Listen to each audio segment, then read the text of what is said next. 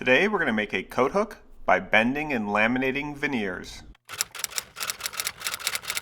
I bought a variety pack of wood veneers from rockler.com and soaked them in water for about 48 hours. These waterlogged veneers then became very pliable, and I put them in between sheets of wax paper and then bent them into their initial form. I left them clamped together for about 3 or 4 days and then unclamped them and glued the layers together and reclamped them.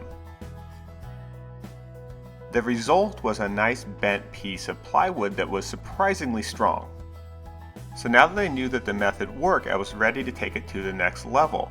I kept using additional pieces of 2x4 and 3/4 inch plywood to build up the mold for the coat hook. I once again put down pieces of wax paper and clamped the wet veneers into place. After letting the clamped veneers dry for 3 to 4 days, I was ready to do the final glue up. I actually used a silicone glue brush. These are really great because they're reusable. You can just peel the dried glue off them when you're done, and you don't have to keep throwing away disposable brushes. After letting the glue cure for 3 days, I unclamped the coat hook and was ready to start trimming it. I used my Japanese pull saw to trim the edges of the coat hook. You could also do this with a large bandsaw. I used my orbital sander to sand down the edges of the hook. For the hard to reach locations, I attached a drum sander to my portable drill and then sanded the insides of the hook.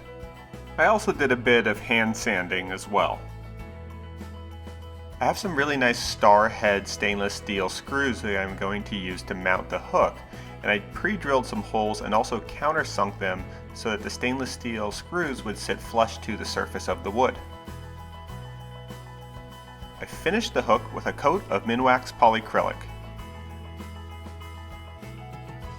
I'm really happy with how this experiment in bent laminations came out. I think I'm going to go back and try to make a bigger one that I can use as a bike rack in the future.